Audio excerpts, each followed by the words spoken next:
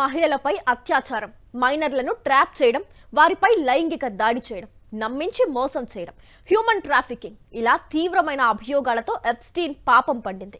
2019లో ఎప్స్టీన్ను Florida government arrest చేసింది. అక్కడి నుంచి బయటపడేందుకు ఎంత పెద్ద లాయర్లను పెట్టుకున్నా చేసిన తప్పును కప్పిపుచ్చుకోలేకపోయాడు. ఓవైపు విచారణ ఖైదీగా ఉండగానే ఎప్స్టీన్ ఆత్మహత్య చేసుకున్నాడని పోలీసులు చెప్పారు. కానీ ఎప్స్టీన్ సూసైడ్ చేసుకున్నాడా, లేదంటే తమ రహస్యాలు బయటకొస్తాయని హత్య చేయించారా అనేది మాత్రం ఇప్పటి వరకు అంతు చిక్కని రహస్యమే. ఇక ఎప్స్టీన్ పై పూర్తి స్థాయి విచారణ జరిపించాలంటూ అప్పటి అధికార పార్టీ సెనేటర్ అమెరికన్ సుప్రీంకోర్టులో ఓ పిటిషన్ వేశారు. దీనిపై విచారించిన సుప్రీంకోర్టు గతంలో ఫ్లోరిడా ప్రభుత్వంతో ఎప్స్టీన్ చేసుకున్న డీల్ పూర్తిగా తప్పని తేల్చింది. వెంటనే ఎప్స్టీన్ ను అరెస్టు చేసి విచారించాలని ఆదేశాలు జారీ చేసింది. దీంతో 2019 జూలైలో న్యూజెర్సీలో ఎప్స్టీన్ ను అరెస్టు చేశారు. అతనిపై సెక్స్ ట్రాఫికింగ్, మైనర్ అమ్మాయిలపై అత్యాచారం లాంటి తీవ్రమైన నేరారోపణలు చేశారు.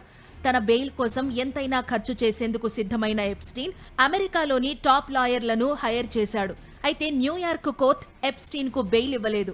దీంతో మన్హట్టాన్లోని జైలుకు ఎప్స్టీన్ ను తరలించారు. అయితే జైలుకు వెళ్లిన వారం రోజుల్లోనే గోడకు తలబాదుకుని ఆత్మహత్య చేసుకునేందుకు ఎప్స్టీన్ ప్రయత్నించాడు. దీంతో అతన్ని సూసైడ్ వాచ్ సెల్ కు తరలించారు. అయితే 2019 ఆగస్టు 9న తన సెల్లో మంచానికి బెడ్షీట్ కట్టుకుని ఎప్స్టీన్ ఉరివేసుకున్నాడు. ఆస్పత్రికి తరలించేలోపే ఎప్స్టీన్ చనిపోయినట్లు పోలీసులు ప్రకటించారు. అయితే ఎప్స్టీన్ జీవితంలాగే అతని మరణం సైతం ఎంతో మిస్టరీగా మారింది.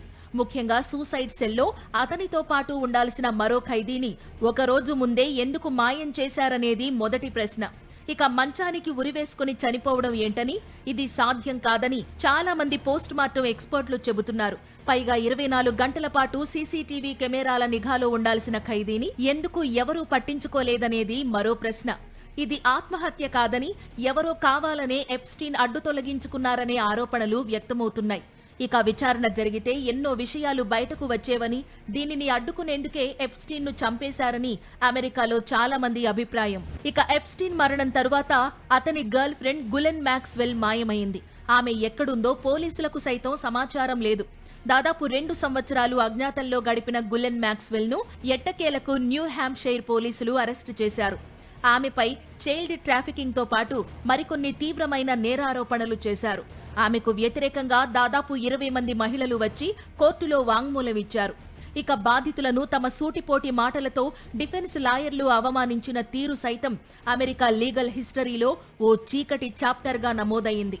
అయినా భయపడని బాధితులు తమకు జరిగిన అన్యాయంలో ఏ విధంగా గులెన్ మ్యాక్స్వెల్ కీలక పాత్ర పోషించిందో కోర్టుకు చెప్పారు. $200 ఇస్తాను, మసాజ్ చెయ్యాలంటూ స్కూల్ పిల్లలను టార్గెట్ చేసి తన ఇంటికి తీసుకువెళ్లే మ్యాక్స్వెల్ అక్కడ ఎప్స్టీన్ కు వారిని ఎరగా వేసేది. ఇలా అమ్మాయిలను ట్రాప్ చేసి వారి ద్వారా మరికొంతమందిని ఇంటికి తీసుకువచ్చేది. కొద్ది రోజుల్లోనే ఓ సెక్స్ ట్రాఫికింగ్ నెట్వర్క్ ఏర్పరుచుకున్న మ్యాక్స్వెల్ వందలాది మైనర్ అమ్మాయిలను ఎప్స్టీన్ కు బలి చేసింది.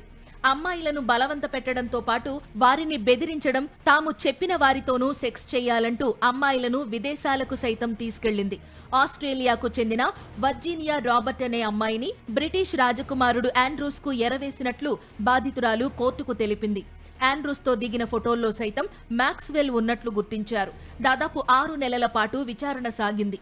చివరకు 2021 డిసెంబర్లో మ్యాక్స్వెల్ కు 65 ఏళ్ల శిక్ష విధిస్తూ అమెరికన్ కోర్టు చారిత్రాత్మక తీర్పునిచ్చింది. న్యాయమూర్తి తీర్పు చదువుతున్న సమయంలోనూ కోర్టులోనే ఉన్న మ్యాక్స్వెల్ కనీసం చలించలేదు. తన టేబుల్ పై ఉన్న గ్లాసులో ఉన్న నీళ్లు తాగి ఆ తర్వాత కుర్చీలో వెనక్కి వాలిపోయిందని ప్రత్యక్ష సాక్షులు చెబుతారు.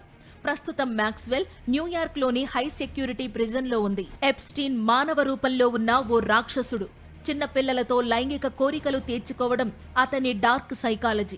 దీనికోసం అతను ఏ స్థాయికైనా దిగజారతాడు.